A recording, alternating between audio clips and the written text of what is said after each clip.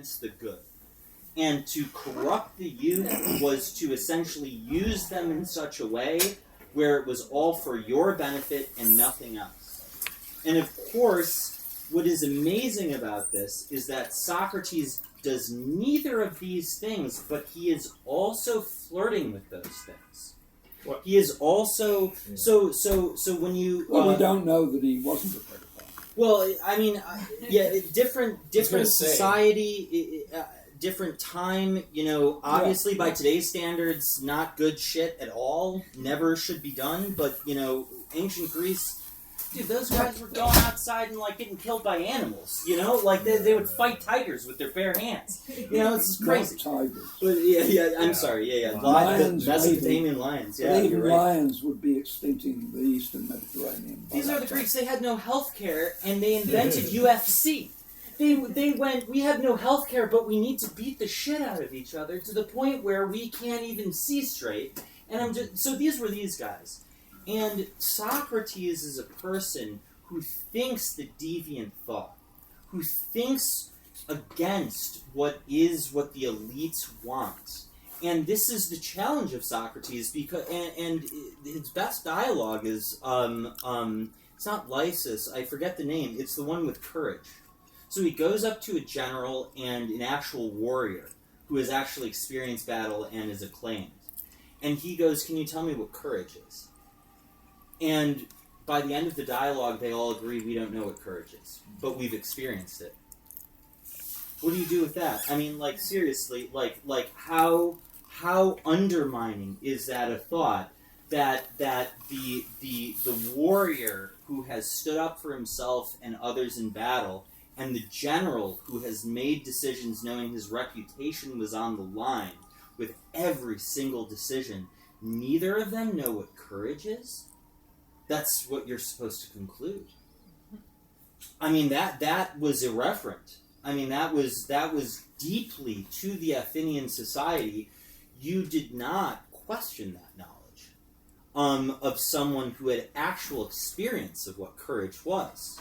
And it was Socrates who goes, "But no one knows anything. None of you people know anything you're talking about." And he thinks this in such a he's provocative. He goes out for it. He intentionally is a gadfly. I don't know. I think there's something really human about that LLMs can't do, because they have to say good job. Well, there's something really. I really don't think that's an intrinsic. Some people can't do either. Because of course, here. There's pizza on the stove. And they got it a little bit squashed. I think they tipped the boxes over, but it's all right. tasty. Well, on that note, I'm going to be number 2 to lead. Oh no! Oh yeah. I'm not number 1. Don't you want to have some pizza? No, that's all right. It's kind of a lot. Thank you very much. Well, okay, maybe I'll take a piece to go. I don't want to decline your hospitality. It's impolite. Whoa! What? I just want to check it out. What? It's impolite. What happened with this pizza? You get a little squashed. A little? It takes forever. You know what's You need to ask for your money back. That's the meeting. these are wild. What's this? A little squashed. Put the pictures on. What do they use? I have a comment, and that is. I'm a sucker for Socrates. I'm Yeah. sorry. No, that's fine. He that's fine. makes the inferior I don't argument think- overcome the stronger. That's what mean, they said in the Apology. I would just say that And I think it's not. there are It's things that widely you can known. claim of LLMs, for example, that Cheap and quick. But the thin crust They cannot- is actually, I think, they're unable good. to I mean, this is maybe okay. generate the I mean, kind it's of edible. originality It's not gonna win that's anyone. required No, but for the some of thin these crust is thoughts, actually- or is but much I better, think the in my idea opinion. that they Please, I mean, have feel to free be to, sycophantic, or that they have to agree with check you, it out and then tell me.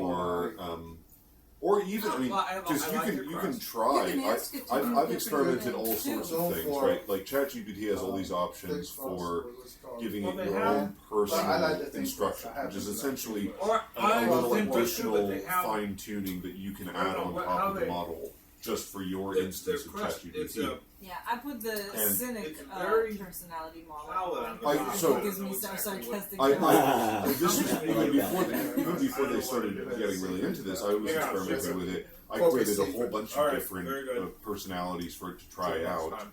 You know, so I had one. Oh, really? Which- You could choose your own? Bye-bye. Well, Thank no, I you. just created it. Like I wrote a whole bunch and Good night. saved Good it. night. Have a Good good night. night, thank you. I wrote a whole bunch of different personalities out, and then would tell it, reference this for our conversation and act that way. Basically a description. And you can do it. So I had one where it would always try to disagree with me. If it couldn't find a factual way to disagree with me, then it would try to disagree with my framing of the problem or something like this, and just always try to disagree. And it will do that. So Right, it's I not understand. incapable of doing these things. Obviously, it's not in a human way, and it's not. It can't be. It doesn't seem to have the same capabilities of generating original thoughts in the way that people do. Well, it couldn't write the Credo, the Plato, that dialogue, because that is where Socrates is in prison, and he knows he's being imprisoned unfairly, and he's writing, and he speaks about That one with pineapple. his The one with his they send a rescue party to him, and they say, Socrates, half of Athens thinks you've been tried unjustly. These are completely bogus charges. We've seen you interact with all of these people. This is completely ridiculous. Escape. Isn't that more just? And Credo is amazing at arguing this. He says, isn't it more just for you to escape an unjust punishment of you? And the whole dialogue is him denying it and going, no, the Athenian, I was born in Athens. I grew up in Athens. I don't know if I'm right or not. For all I know, I could be the ignorant one and they the wise. And so I need to accept this as part of who I am, and I'm not going to walk away from how I was provocative, he essentially says. He says, I'm not, and in the Credo, it's amazing because he shows his concern. Oh, which? Right where I'm pointing. This? Oh, yes, I'm sorry. Oh my God. Is it ringing right now? Yes. Not too hard, but medium. Enough, yeah. Good night. Good night. Good night. But in the Credo, he argues essentially that, wait a second, I could be wrong about all of this. Maybe I am the persona non An grata. LLM could say that, right? I mean, the It could point is say that, but If a it human can't told commit it to to say that. it. Can't commit to it. It Well, can't I commit mean, to its own death. it Right. can't Yeah. believe anything, but because it You doesn't. can't pass But it can judgment act on as if it anything. believes something. I mean, the thing is that, of course, it can't actually come up with any example that you would provide because it can't do anything on its own. So it always has to be prompted by something. But I don't see there's any reason why you couldn't prompt it to write the Credo or anything else for that matter if you prompted it in the right way. And this is what is and- crazy, though. Human beings speak without prompt.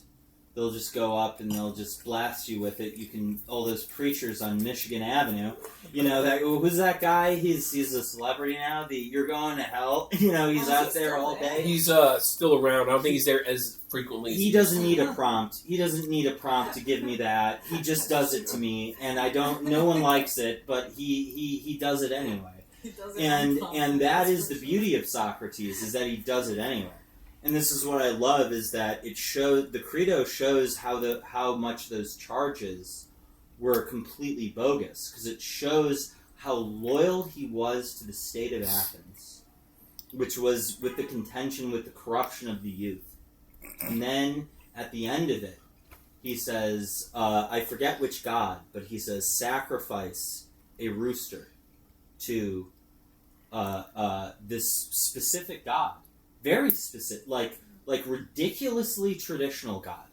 Like not one of the ones like Zeus could have meant like pretty much just the ruler of the universe, Apollo. A very, very specific god, whose name I don't remember. And it's like one of the oldest ones, one of the most primitive ones. His last words are, "Sacrifice a rooster to this god," and then he dies. And like, I think to me, the difference between him and the larger language model, he pays the consequences for what he says. He understands in the moment that he is saying those things that the state is going to destroy him. And he does it anyway. Yeah. And he does it for the better of hang that on. state. He can escape destruction, How do you think? right? He could, if you wanted So, to, yeah. right. And so he's a bit of an idiot, really. You could say. I mean, that's the challenge, though. I do think that it's one of the things That's that what he challenges us to in think the about. Encyclical. Is he the fool or is he the Yeah, philosopher? it challenges you to think about it, but having thought about it, you think he's a bit of an idiot. I disagree. I think there's more to be said with what he's trying.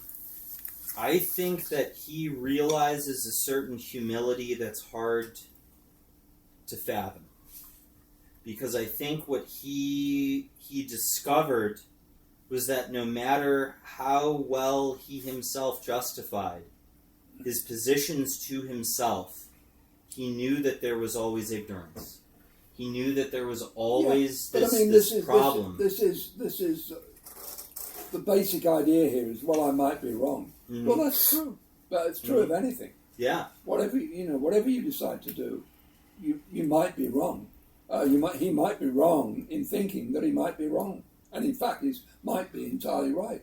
So, this is. I don't think that his conduct is rationally defensible. I think given that you value your own life, he may be getting on in years, but I'm getting on in years. I'm a year older than Donald Trump, I would make a choice to live for 6 months longer if I was given that choice. But do But we he know would the say- full circumstances of what his life would have been like if he didn't take the book? Well, he would have had to leave Athens. Credo I argues. mean, he might be attached to the place, although given that they're being so ungrateful, it's not clear why. Credo, though, argues your exact point to him. He argues almost verbatim that point, and Socrates' reply is that the good man strives, the good life, what is truly good in life, is not longevity. It is virtue, but virtue in that ancient Greek sense, arete, which means effectiveness too.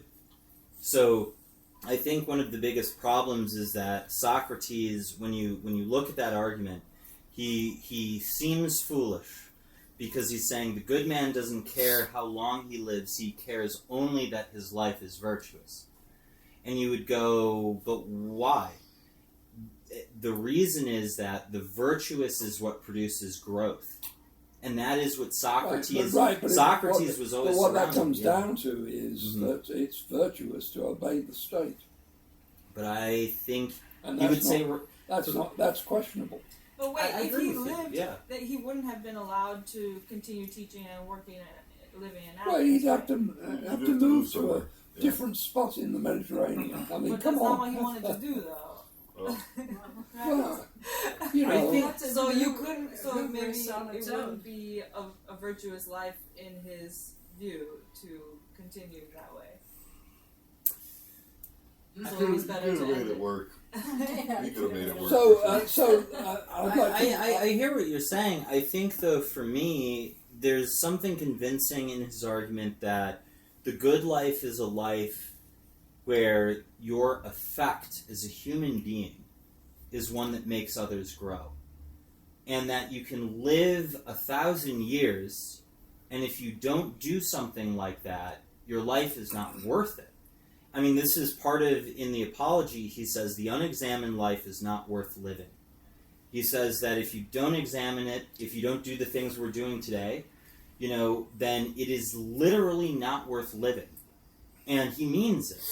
And I think that for him, he doesn't frame it as obedience to the state. He doesn't frame Obedience it to the law. specifically. Yeah, he frames it as a skepticism. he frames it not as the state is right. He frames it as, I don't know if I'm right or the community is right. And so I have to just do... I don't know how to describe it. I mean, I encourage you to read it. You may have a different opinion than I do. I read it a long time ago. Yeah, Yeah. I mean, and I've had this same thought that I just expressed. Mm-hmm. But anyway, to bring in something new, and it may be irrelevant, but my feeling is that the believers in the singularity, where the machines are going to take over and they're all going to become more intelligent than we are, and then they're going to dispose of us. Those people don't think that large language models are the last word in AI. They think that we're going to develop something way beyond. Yes, large I already language know models. what it is too. Yeah. So I don't have to give background. I don't have so. I did a lot of, when I went to college, I studied basically Kant and symbolic logic. And I studied a lot of the German 19th century. So I'm very familiar with the logical stuff. But I only know up to Gödel. So anything beyond that, I'm a little sketchy with. But what I can tell you is that so I was having a debate with a tech person. And I was trying to describe AI to them. And they were like, you're not correct. And I was like, why? And he says, there are parameters, all of this. And I was like, so what am I describing? Because that is AI to me. And he was just like, you're describing actually something more powerful. It's like recursive learning models.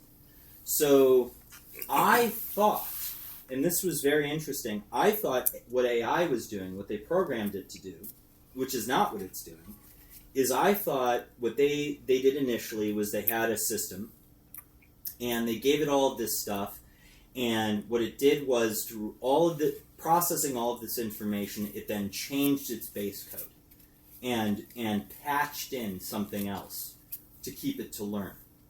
And this is not what happens at all. It's just takes in more inputs, reprocesses, right. Yeah. all of that. But that's the next step. I mean, this is the thing. I was like, so why isn't so I went to this guy who's Silicon Valley, and I was like, why isn't a recursive language model? Why doesn't it infer things from all of the information and rewrite its own program? And he was just like, we don't know what would happen. And I was like, that's the next step. And he was just like, actually, I never really kind of thought about that. I know people do think about that. But I was just like, if it's not rewriting its own code, I don't give a fuck. Like, seriously, as a logician, like that's when I will start to consider it true AI, is when it can take all of those inputs, process them, and change its own code to reconstitute itself. That, to me, is the next step, and I seriously don't know what. I mean, that could be intelligent. Yeah, it's the AGI or something. That's definitely the next step. That Yeah, might it will upgrade be, itself. Yeah, Instead of exactly. the You don't humans. think that's possible, do you? I don't see how. Yeah, I know, it's kind of crazy. Between 50 and 60 years ago, I read the first Robots story by Isaac Asimov. And I haven't read it since, so I'm relying on my memory of it. But what I think happens is that he's explaining how robots came into existence. And he takes for granted that it's totally impossible for human beings to design robots. Right? Because of, there are several trillion neurons in the human brain and we don't understand much about it. And so what he says in that first introduction of, I think it's iRobot, it's the very first Robots story. They set up a spontaneous process, a random kind of physiochemical process in which little bits of things are put together in random ways, and then they have a selection principle. Mm-hmm. So this is rather like evolution by natural selection. And they arrive at something which they test out in a few ways, I suppose. And they decide this is going to be the brain of this robot. And it's made clear that they don't know how the robot works. And so I've always thought ever since then that this is the only way it could be done. Mm-hmm. And I don't know for certain that it can't be done that way, although I suspect it can't. Because it's just too complex. So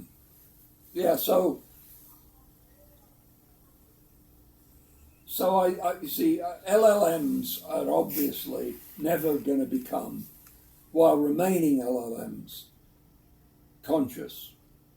And that means they're not going to have purpose. They're not going to make decisions contrary to their programming, except by a kind of slippage. And therefore, the whole idea that they're going to sort of decide that human beings are dispensable and all this sort of stuff that Scott Adams believed in is never going to happen and couldn't happen, just couldn't. But it still leaves open this possibility that it might be possible not to design a mind, but to set up a process that would create a mind. I agree with you. I think, for me, though, that's recursive learning. Because human beings, the way that they learn, it's that you acquire new information, you try to integrate it in a lot of ways, but if that piece of information is truly important, you reconstitute the very framework of the way you think about the problem. Right. And so if they can program something to have that reconstitution process, that, I think, is a long ways to GAI, but I do agree with Hubert Dreyfus and Merleau-Ponty. I think the only way to have general artificial intelligence is to literally, Isaac Asimov, you have to build something approximately close enough to a human body so that it can actually have purpose. It can actually a human brain, in fact. It needs to look at itself and go, oh, I can get broken. And I need to think about how I don't get broken. And to me, the key, I do think there's something interesting to be said with Freud here, is for him, intelligence. But for him, intelligence. let me disabuse you. For him, intelligence is not merely can you think logically, it's can you conceal that logic when you need to for other human agents. And that, I think, is very interesting, because that is the basis of politics, is that you have your reasonings, you put them forward when you want, you conceal them when you want. Can the AI have true desires that it is aware that if it speaks of, it will endanger itself? That is what I'm curious about. I think it's a bit... People are kind of making the same mistakes with AI that if you look at chess computers, it used to be thought that you could never make a computer that would be a successful chess computer because there's all these things that are so human about the way that you play chess. But of course what happened is that people built chess computers that played chess in a way that's completely unlike how humans play chess. Yes. And I think it's the same thing with AI, is that we keep on thinking, well, it's never going to be able to do this in the way that humans do it. But it still might be able to do, intelligence or something like that in a way that's completely unlike the way that we do it. So that seems to be the way it's going. I don't contest that it's going to be able to do certain tasks far better than human. It's already doing. Right. Well, everybody accepts. Yeah, I'm not going to contest that. In fact, Barry Smith is a friend of mine who has written a book attacking the idea that AI can ever become truly intelligent. But he says, it's one of the great achievements of the human mind. Absolutely. The human Absolutely. mind. Absolutely. To create these things. It's a great achievement. And he and I and another guy called Jobst Landgräber, who co-wrote the book with him, we all agree that we're about to see the bursting of the bubble commercially, because all these big AI companies are losing money, and they have no prospect of making money soon. And that's the way that bubbles happen. But it doesn't mean, bubbles, in most cases, bubbles occur because there is too much investment rushing in too soon. It doesn't mean that whole thing is fated to come to nothing. Right. I mean, the dot-com bubble was ruined a lot of people who had invested in it. But then we still have a great growth of dot-com. Totally. Right? So it's just because, and this is a guy who pointed this all out was Josef Schumpeter, the economist, Austrian economist, but not Austrian in the other sense. He pointed out this is the way that he called it creative destruction.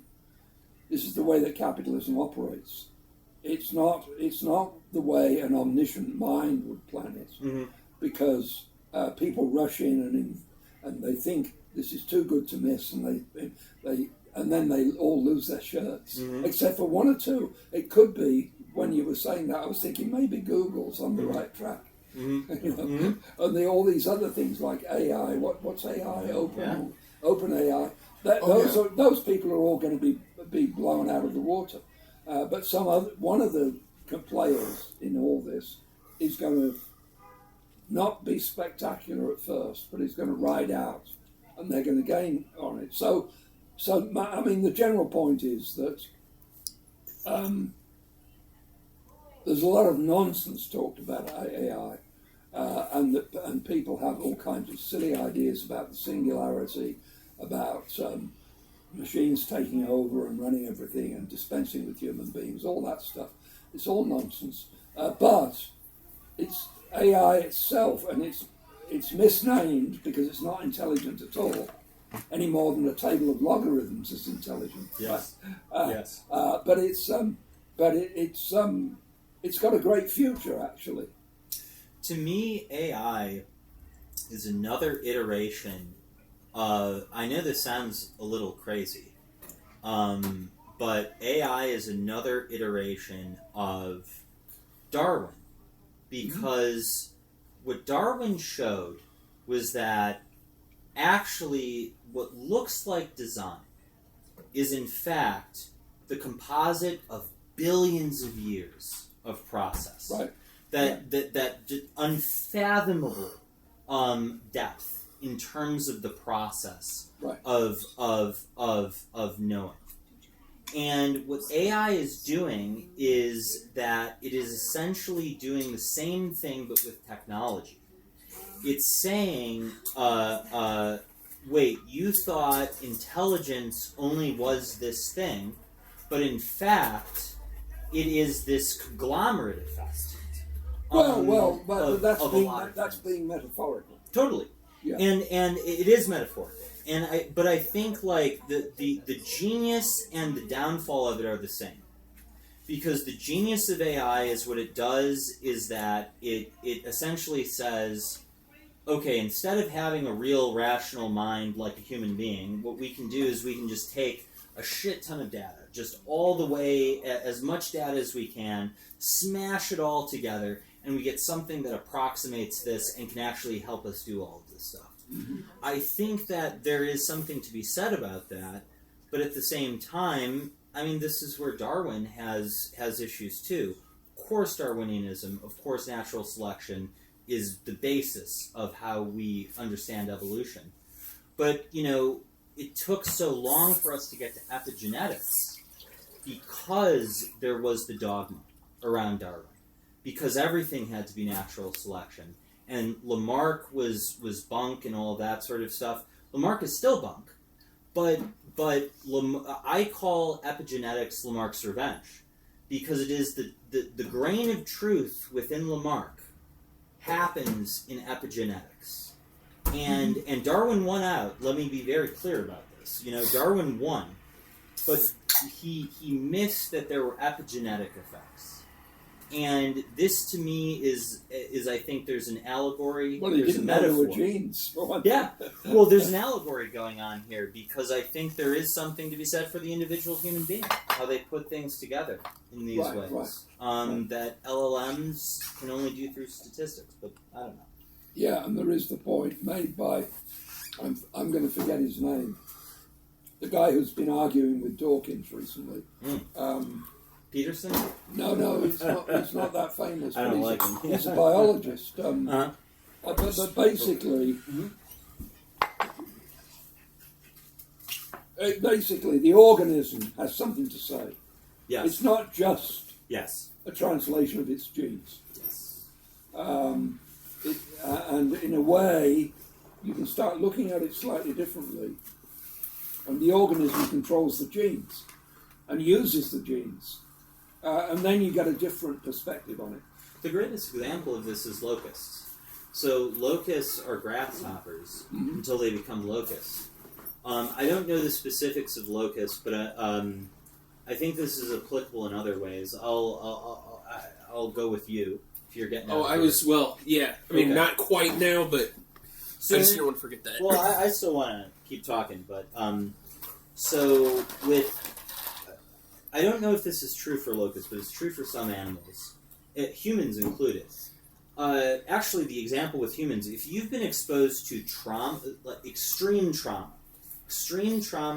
and famine, your genes alter themselves. Like the very fabric of your DNA alters itself within certain parameters. Exactly. It's not crazy. It's not super big, but so with famine, we know that if you've been exposed to famine, your children will have higher sugar, they'll need more sugar. And this is something that happens in one generation with a single organism. Locusts are the same way. You have grasshoppers, they're exposed to famine, they get a rush of serotonin, they swarm, and then something happens. What's crazy is that for certain animals, including humans, there is a sense in which certain things are passed on from right. And it's these extreme events. Although in certain cases it's only through the male line, yes, and it will only last for 3 generations. Exactly. Reinforced. Totally. Yes. Yeah. So that's epigenetics. Yeah. Yeah. It's amazing, really. Yeah. And it's not against Darwin, but I do think what I dislike is that I do think part of what made Dawkins so popular was that the classical Darwinian model was dying at that time. And so he picked an opponent, which was kind of a straw man, which was, am I not better than all of these fundamentalists? Of course Darwin's better than all of those fundamentalists. But at the same time, the strict Darwin model is gone, because it's a much more complicated process that Darwin contributed to, provides the basis for. But then there are these weird other... Right. Yeah, we agree. Yeah. I remember when AI did not refer to large language models, but instead referred generally to computers in general. This was maybe 20 years ago. Yeah. And maybe this Spielberg movie. What's that? There was the Spielberg movie, AI. Yeah, which was about robots. It was just robots, yeah. But even that, when that movie came out, it still was just like computers and whatever. So it's interesting what's considered AI now. Or when you say AI in video games, the AI in that game, it just means how the character walks this way or that way. It's the program that determines their behavior. They call that the AI, but it's not. It's not. I thought, or the CPU or whatever. Well, you have NPCs, right? But when you say AI in terms of games, it's just talking about a very linear and usually very simple program that determines how those NPCs behave. So if there's there's an enemy that's just going back and forth, and that's all it does, and it'll do that until infinity, until you come across its path, and just a little math dictates that then it starts chasing you, and that's AI. That People behavior will say that, is the AI. call that AI. Yeah.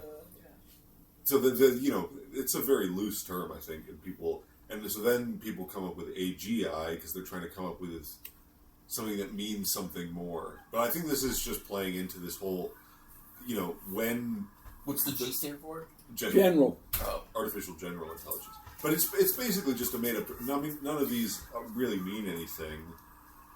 It's part of this bubble, which I think is not.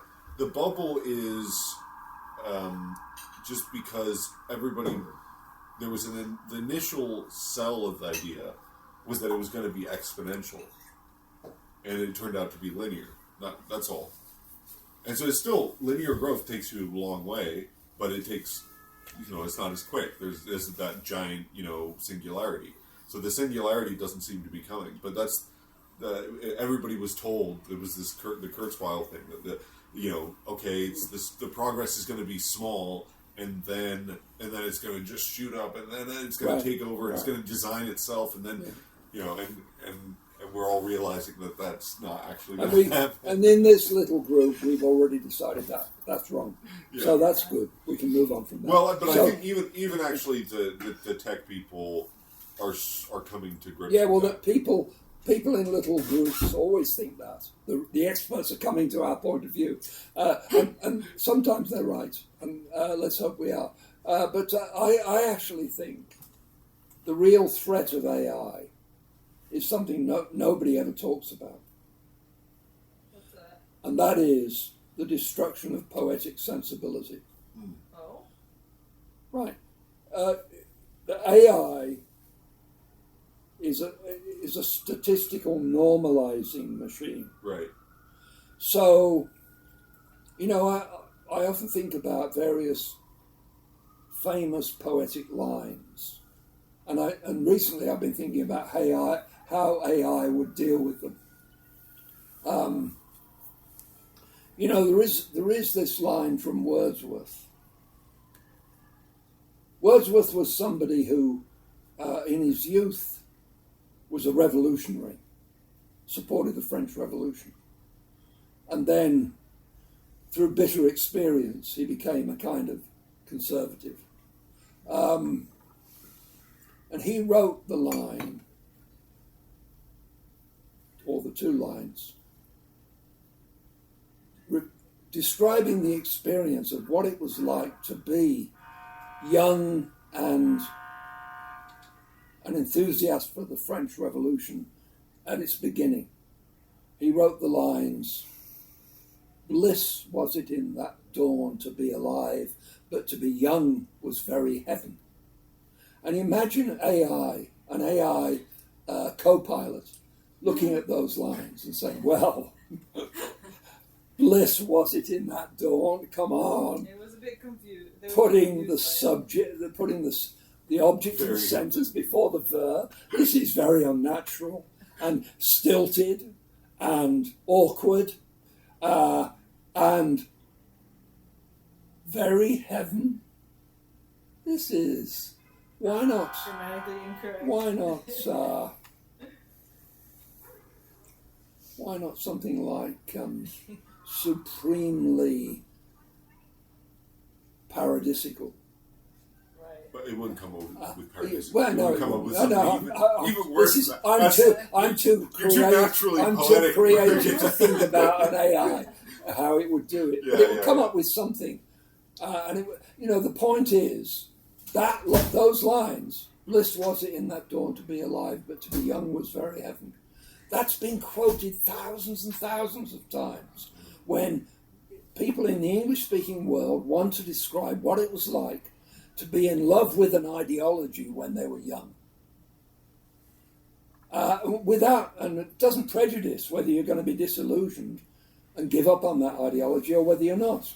Although in that case, with Wordsworth, he was disillusioned. And I should think 1793 would disillusion anybody, right? The guillotine and all that. Madame Guillotine. But the point is, if you take some lines like that that are immortal because people kept on irresistibly quoting them, because they somehow captured perfectly what they were thinking, and then this is poetic sensibility.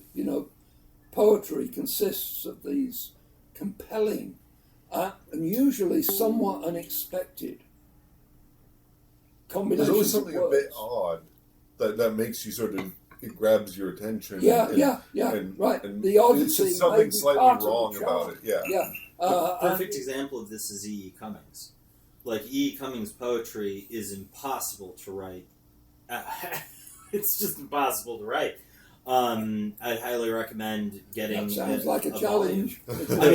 I'm gonna challenge. I really do. I'm gonna get Claude and challenge it to write something like E.E. Cummings. I think you could apply this to just about any kind of artistic, great artistic work. That there is an element. It's almost like one of the rules is that you have to slightly break the rules. Exactly. And it's exactly. like a patient And etherized upon a table. And this is it's like there's something slightly kind of off-putting about it. That's what one makes of the you rules remember it. is that you have to slightly break the rules. That is the message of what great work of art. Yes. That you have, that's the message of what a novel. I'm asking you, what great work of art is that the real message of? That you have to slightly break. Die the rules. Meistersinger von Nuremberg. Oh yeah, right. That's sure. the message. Yeah, Against Beckmesser. right. It's amazing that Wagner is considered a bit naive and, dogged and sort of, That's a great. apart from being satirical. a German nationalist and racist in general and hater of Jews. Apart from all that, but the point is that it's actually explicit in the lyrics of the opera, music drama. Sorry, Wagner, Gesamtkunstwerk. It's there. It's right there explicitly. He talks about how there has to be slight variations, and the implication is they're slightly unexpected. Whereas Beckmesser, who is Hanslick, of course, is banging away, marking the faults in the traditional method of songwriting. This is romanticism. But I think you're right. But poetry, I think, has been so degraded in general already by just cultural analysis of any sort. Doesn't matter if it's Marxist, feminist, race, anything that analyzes poetry merely for power misses the point of that there is a natural emergent form that comes from the poetry itself. And that, I think, it has been, honestly, of all the problems with the Marxists, the millions dead, whatever. But the killing of poetry, come on. I say this as a joke, but there is a sense in which it's amazing to me. This is the person who I read a lot on this, which I really like, is Harold Bloom, because I think he's correct about this. He's not correct about everything, but he's really correct about the cultivation of what is the Western tradition is a real thing. There is real cultivation. You have to learn those things. He lists the people with defenses. He, I think, does a really good job at describing how no matter what kind of power analysis you do on poetry, what it will never capture is sort of those natural linkages between words that only speech can give, Mm-hmm. I wouldn't put it all up to Marxism, but I do think the fact that we live in a deep cultural lull at the moment is because there's a kind of revolutionary instinct which is in creative people that eats itself because what makes something interesting is that you've got some structure and then you slightly break out of the structure, and that's sort of that's where That's you part get, of it. That's part part. of it. I mean, it's an integral part. I think, Right, absolutely. of It's most, necessary, an essential part. Yeah. and then what happened a lot in the 20th century was that people kept on breaking out of things until there was nothing left to break, and now you're left with a situation where it's sort of nothing interesting to break anymore, and then no one can create anything interesting because of that. Right. I think that's right. Well, we have my favorite person to talk to about this. We have a friend, Jonathan Hanau. I mean, this was his thing. He's a composer in Chicago. I think he's an absolutely incredible composer. And his whole thing, he was trained in avant-garde music, Boulez, Schoenberg, all of that sort of stuff. Like, that's what he was doing. And he was just like, but actually none of this is creative now. This was creative in 1930.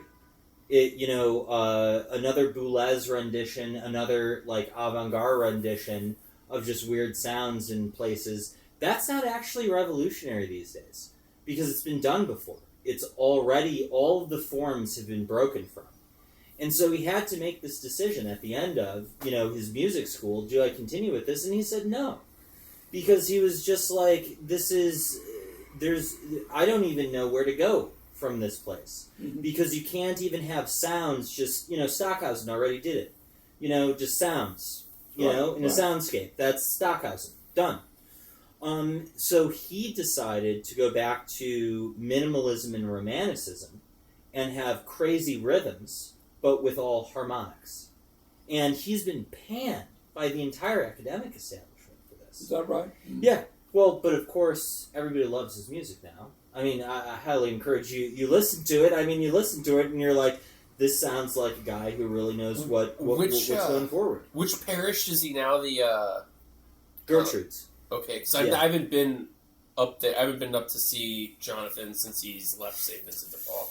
Yeah, but he does that as just his day job. That's he doesn't.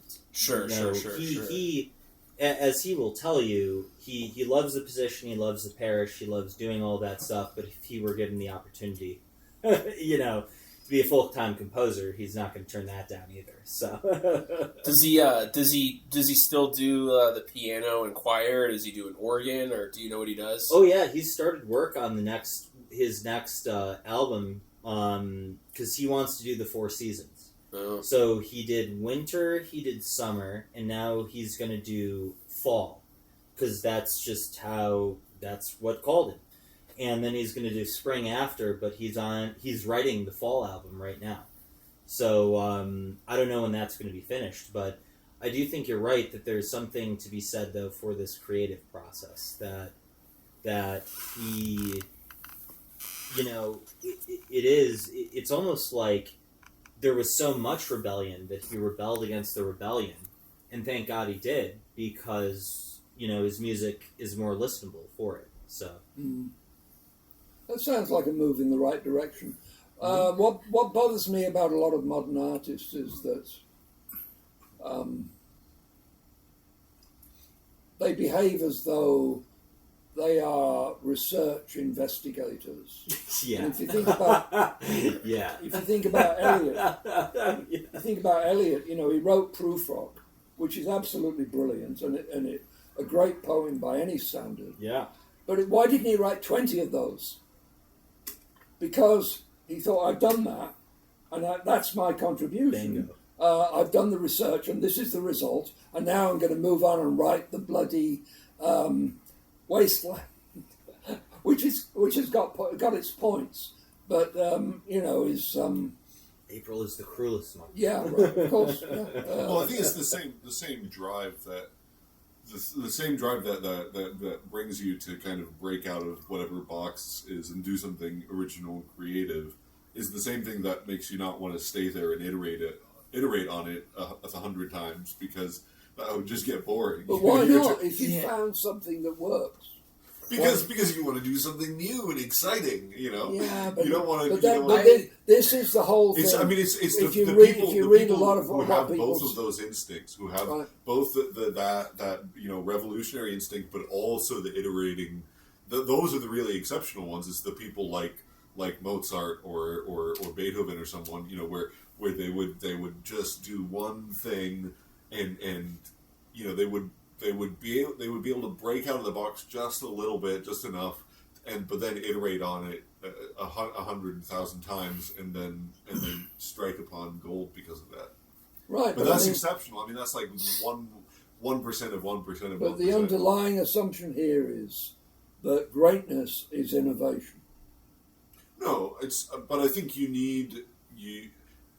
I don't think you have to be on principle innovative to create something great. But Right.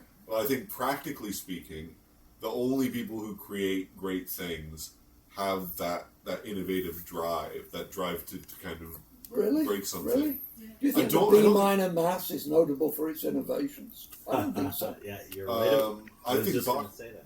Bach definitely has the drive to do things that are.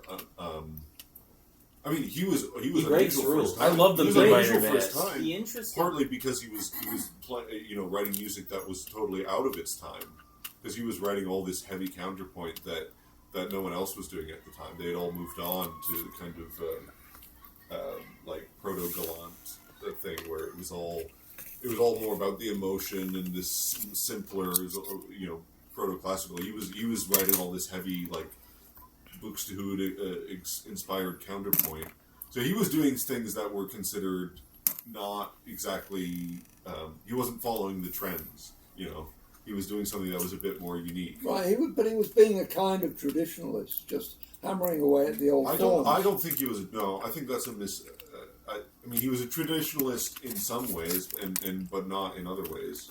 And he does some very strange things in some pieces. I mean, and some of those, like, what is it? That's the 6-part fugue, the musical, the Richard Musical Gere offering. musical offering. I mean, there's like really weird things going on there that are not. I don't think he's traditional. I don't think he's traditional. I think Really? I think though you're hitting on That's an an unusual interesting take, I axis though, because there's the Bach Beethoven. Bach is retrospective though. yeah. He looks back to get his creativity to push something that he's going to do now. Yeah. Beethoven is the exact opposite. Beethoven, Well, he looks back, but he goes, "I fucking hate that shit. I'm going forward," and that. I don't think that's no. I think he was looking back. I mean, I think almost everyone who did something really revolutionary in music, at least, was first of all, they all started by writing something that was very much of its time. So, you know, early Beethoven sounds exactly like Haydn. Yeah. Early Mahler sounds exactly like Schubert.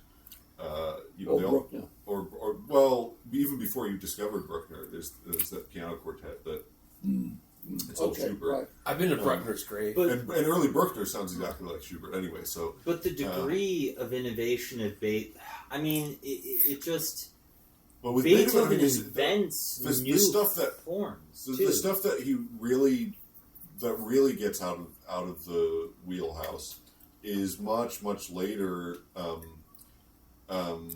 You know, when he's starting to look back to Bach and he's looking back to, you know, like the Grosse Fuge is like that's a weird, innovative piece. But that's because he's looking back. Totally. It's the same with Brahms and Mendelssohn and Schumann. They all are looking back to, and Mahler also looking back to Bach and things like that. So it's always, I think they always come up with something because they're looking back to someone before them.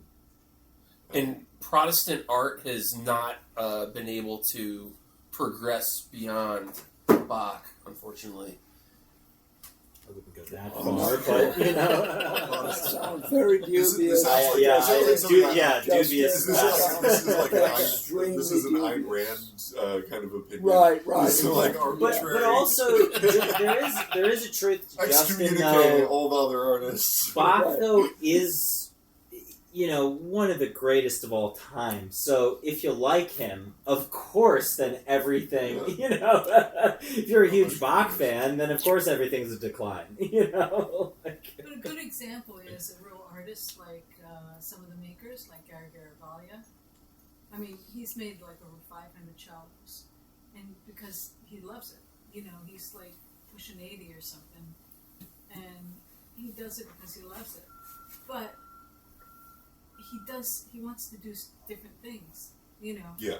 So I think they always have to have that he's always drive. experimenting with different varnishes and stuff. I'm like, ooh, look at And the I don't. I potions, mean, all you know?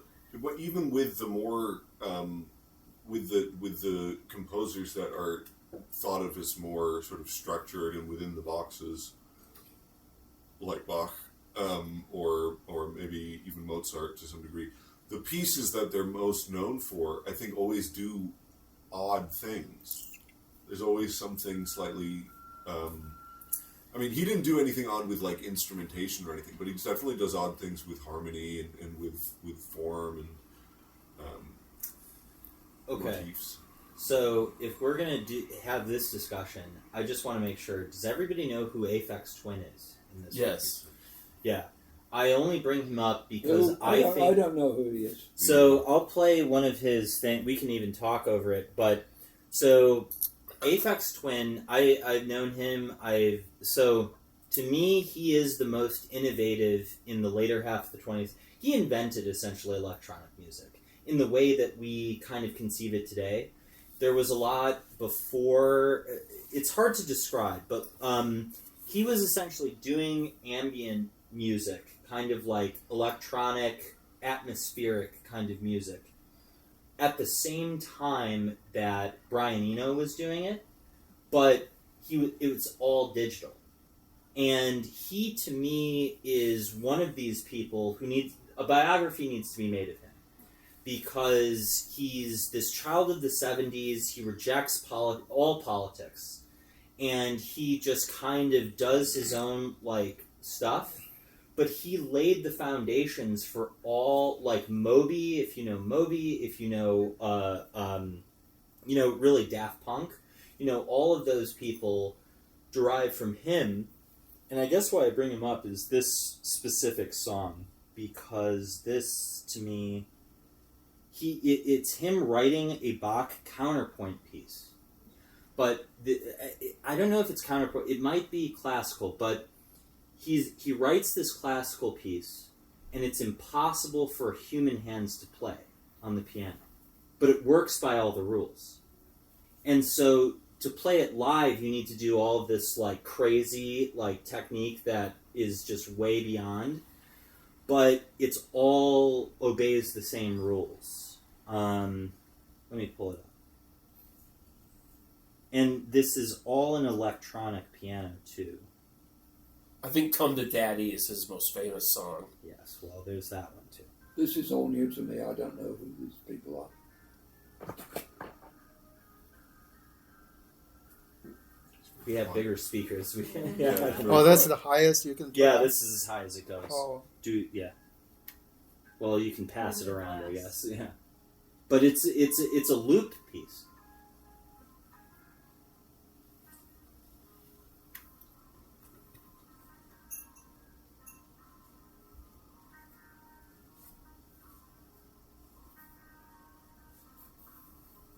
It sounds simple, but the jumps you can't do physically.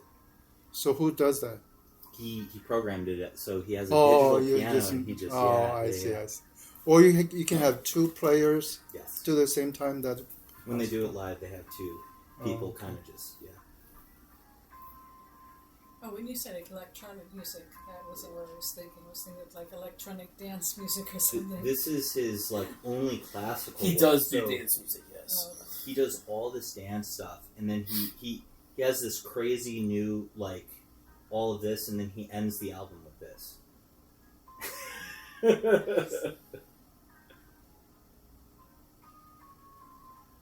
very nice. It's very Inoffensive. Very repetitive, just very, and it's after all this like crazy weird like electronic stuff. But this piece, Jonathan, when I had him come to do a lecture, and he said this is one of the most important pieces of the 20th century. Jonathan Hinau. Jonathan Hinau? Hinau. No, that's your friend. That's my friend. This is Aphex Twin. Aphex Twin? Aphex Twin, yeah. Definitely, yeah. Where's I think it's Oh, did I No, accidentally no, it just stopped. give it a cycle? Probably 2 minutes or something. yeah. This is what he normally sounds like. Oh, Yeah, that's exactly. Let's record that. Let's record that first. Let's record the quiet one, Yeah. and then we can The wrap it pleasant up. one, I yeah. think it's getting. This, though, is one of the most important works of the 20th century because it showed what he demonstrates in this one is that you can have like classical harmony with piano, all that, and it can be like somewhat unplayable. Like it's something that this specific piece abides by all of those rules, but you can't. It's not. I don't really can't, know what like, do rules it's abiding by. It sounds like a pop song. Yeah. He has something for it. Or anything like that. I would have to check with Jonathan, but he. Because oftentimes you don't know the name, but you know the music. Yeah, Right? Avril. It's everywhere. This is probably. Avril 14th. April with a V. Okay. And then I'll turn it off. But I'm a big fan of his because I think he really starts a lot of this stuff in the 80s. And it blows up into all of the electronic music we have today. And he's like the guy who begins this sort of movement. And it is like, he's crazy. He's like a guy who lives in the woods with his like little, programming deck. And he just cranks stuff out. I do think, though, going back to the point about people losing their poetic sensibility, I think one possibility is that AI will just flood the market with slop, and then it'll become like magazines or anything like this, right? It's the Gutenberg press of slopification of media, but then you still have a separate market for the high-end stuff that makes it actually the contrast even clearer what the good stuff is and what the bad stuff isn't. Maybe. Yeah. That's the optimistic view. But I think, hasn't this happened every time that there's been some technological development with media? That everybody's like, oh no, magazines or radio, it's gonna rot everyone's brains, or television, right? Television is considered, that's great now, right? We all forgot about that. Television was going to rot everybody's brains, and then it was video games. Video games were going to rot everybody's brains, right? It has, yeah. But no, now everybody's like, there's all this like boutique television, Yeah, right? but Which they is say a that because their brains have been rotted. high cerebral, Yeah. high quality stuff, right? And it's become there's obviously all of the whatever keeping up with the Kardashian stuff. So there's the slop layer, but then there is now this higher boutique layer, right? Which didn't exist at first, right? That in the 70s, 80s, that higher layer wasn't really there. It was like the 2000s. It was Breaking Bad and The Sopranos and The Wire and all these things that proved to people that there could be I was this gonna higher say, level thing, right? You're speaking blasphemy. You start. No, that's what I'm saying. The fact that they're like on The Sopranos was kind of the proof Yeah. that television could be of a more respectable Totally. Class of art making. It wasn't just this sort of like episodic thing that it broke the mold in that way. And now you have this whole era of like higher level television going out, which a lot of it's still quite bad, but it's separated itself from the slop layer. Part of that is cable. You're allowed to cuss and have darker, more mature themes in dramas.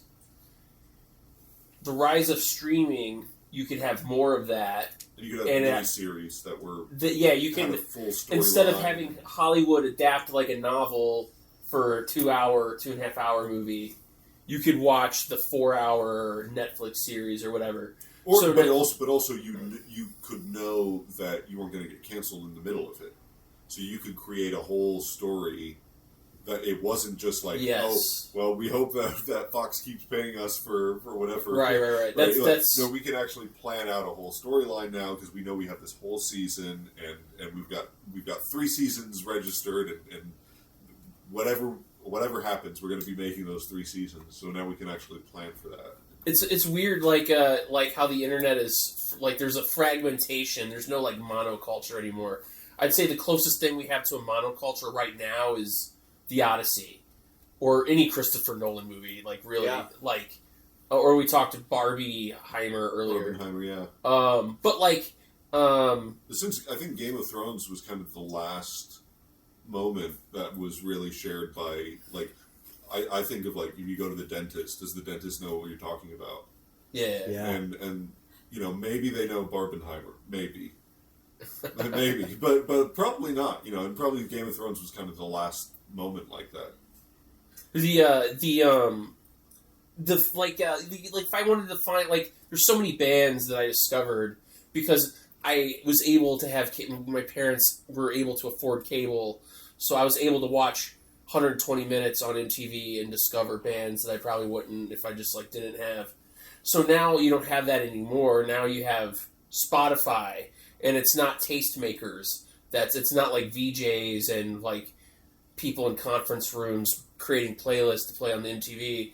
It's like you pick a few songs, and then it thinks what you think will play next, and you can like it or dislike it, and it's a whole new way of discovering stuff. And there's bands that I never heard of that get, like, tens of millions of hits, and it's great. I think to some degree there's a huge downside to all of this, though. I mean, I think that there is something gained from the shared sort of culture that everybody reacts to, because it's the same thing of I agree. Breaking out. You know, you have to have something, a structure, to be able to break the structure, and if you don't have that now, you know, I don't watch any of the shows that anybody else that I know watches, and they don't watch any of the, and likewise, right? So we're all watching different things, and nobody talks about them, nobody comments on them, because we're all watching completely different things. We're all living completely different realities now, you know. So there's not like that. Oh, it's Thursday, 8 p.m. Time to watch Tiger King. Everybody watched Tiger King or whatever, right? Yeah. There isn't that thing where it's now we can talk about it. Or when Lost was out, you know, and you have those water cooler moments where everybody's talking about the previous episode or whatever. And, see, this reminds me of how, too, I think you're right that The Sopranos was kind of this watershed moment because of how dialogue-driven it was. Like, because it's so dialogue-driven, and that almost everything in that show is based on a conversation.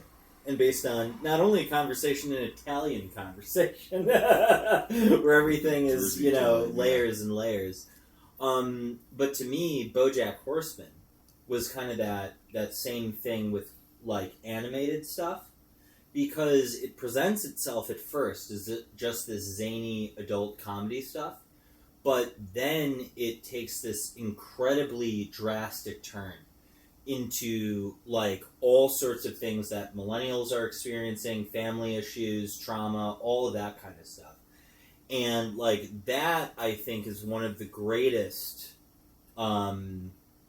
really, achievements of that period, because it was one of these shows that it was only 6 seasons long, and they knew it was only 5 or 6 seasons, and they plotted it for that there was a terminus. right. And that would be it.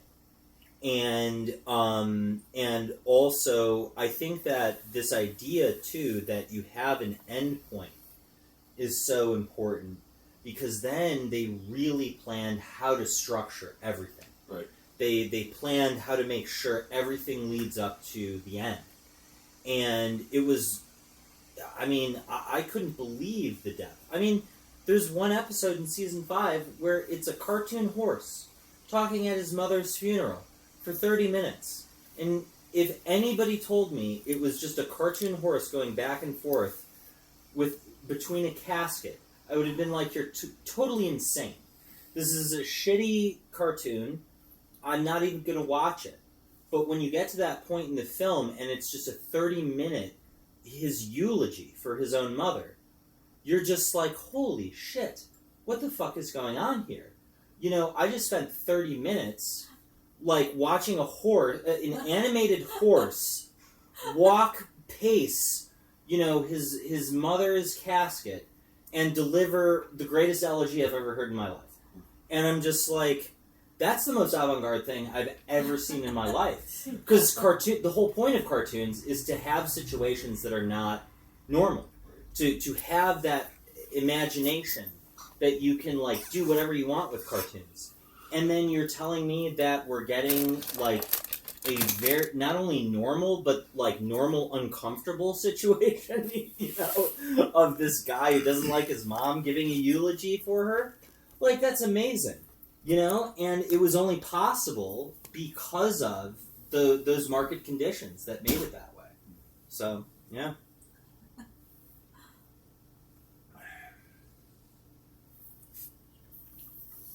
But I do think games have rot kids' brains. No, I think games have improved people's brains. I think, I mean, in as much as any media does anything, You would think they ought universally. to, because it's interactive, and But so it gets away from the student as the recipient. You know. Yeah, shouldn't that depend on there the are- stage of your brain development? If you're a toddler, certain things will retard your brain No, I don't think so. development. I think With an that adult, there are bad games that will retard anyone. But and then no, you're and too then there old to could be be slowed great down. ones. You're already firmed and Yeah, no, fixed. it's just in the same way that there are stupid movies that will make you feel retarded when you watch them, and then there That's are just a great feeling. movies It's not. that, You're not really being. that maybe a little kid can't appreciate as much, but it's not gonna impede their development. Nobody would think that. You know, if you watch The Godfather, like a 6-year-old isn't gonna be able to really grasp a lot of the great things about it. But it's not gonna nobody would think that it's gonna impede their development. But if you watch, like, I don't know where this is going. slop What I can movie, tell but- you is that all of you should play. I just found this game. It's called the Royal Game of Ur. And it's from, so I didn't know this, but from 6000 BCE to 3000 BCE, it was the most popular game in the world. Everyone played it. The Egyptians, the Greeks, everyone. And it disappeared because it was chess and backgammon basically kind of moved it out. But here's the crazy part. The world kind of forgot the strategy for it. So it's been totally cleared out. And it was rediscovered through archaeologists. And it's the most fun game I've ever played in my life. I can't even believe it. Like, the thing I dislike about chess is that it's all about control. It's all like, can you memorize this line or this line? Can you outthink your opponent? What I love about the Royal Game of Ur is that that's one part of the game, but another, it's rolls of the dice. So there's always an element of chance. So you can play the game perfectly and lose, or you can play it very badly and instinctually and win. But the wisest players do win most. And the players who don't calculate for it, they lose all the time. And so it's this weird allegory for life. You know? Like, and as I was playing it, I was like, I can definitely see why this was popular. I mean, you can gamble on it, like it has amazing potential. And it's just like, you know, it's only through, like, you know, now that we can restore something like that. It's just like, yeah, so. That's I don't weird. know. It disappeared. Yeah. I'm Well, gonna backgammon outdid it's really weird, you know? It's just, yeah, I'll head out with you. Well, thanks for your hospitality, guys. Thank you. Well, thanks, Yeah. thanks It's for been a coming. very interesting discussion. I didn't know if it would go off the rails or not, but I'm glad it did it. So. That concludes today's Pretty recording. close to the